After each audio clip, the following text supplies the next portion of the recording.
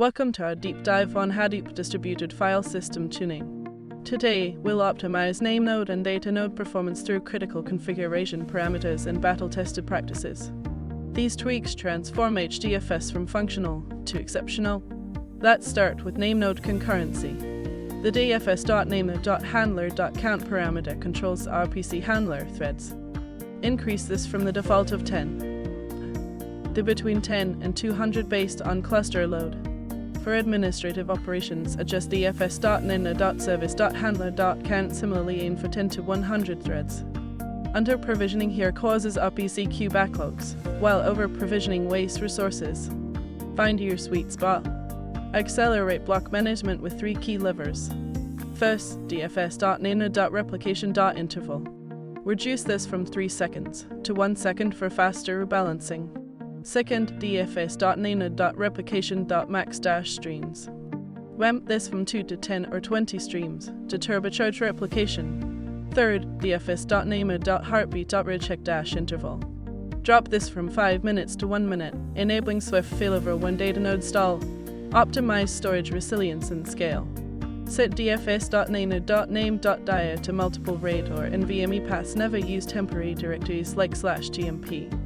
For giant files, increase dfs.namenode.fs-limits.max-blocks-per- file from 1 million to 5 or 10 million blocks. This prevents too many blocks errors when handling massive data sets. Apply these NameNode golden rules.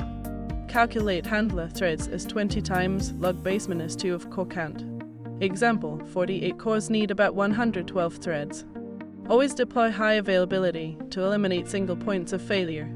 Monitor heap usage like a hawk. Allocate 50 to 70% of RAM to the JVM XMX setting. And remember, garbage collection stalls freeze your cluster, so log and analyze GC behavior weekly. Now to DataNode throughput. Boost the dfs.datanode.handler.count from 10 to 50 RPC threads.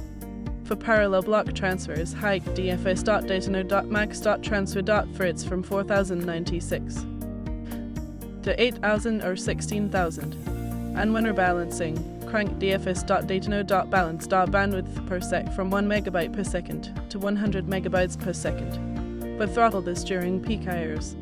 Fortify DataNode resilience.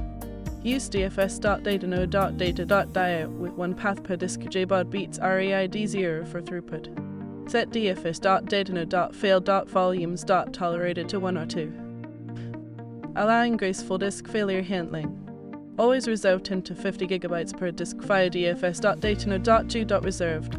Pro tip: in congested networks, set dfs.datanode.socket.write.timeout to 0 to prevent cascading write timeouts. DataNode pro tips: separate disk paths with commas in configuration files. Enable short circuit reads using dfs.domain.socket.path, bypassing network overhead for local reads. And never share disks between DataNode and compute workloads. Isolate storage for predictable performance. System-level fine-tuning. For garbage collection, switch to GON GC and set initiating heap occupancy % to 70.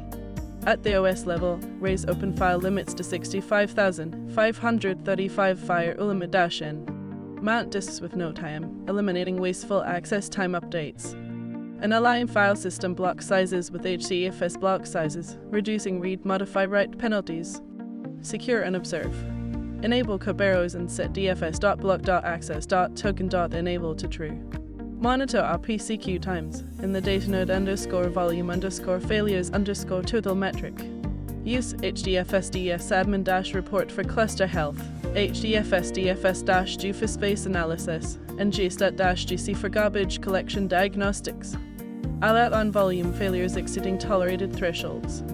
Final checklist. Critical configurations live in HDFS-site.xml and code-site.xml. Validate all changes against Hadoop 3's official tuning guide. Remember, tuning is iterative. Test one variable at a time, measure impact, and document baseline metrics. Now let's transform your cluster from adequate to extraordinary.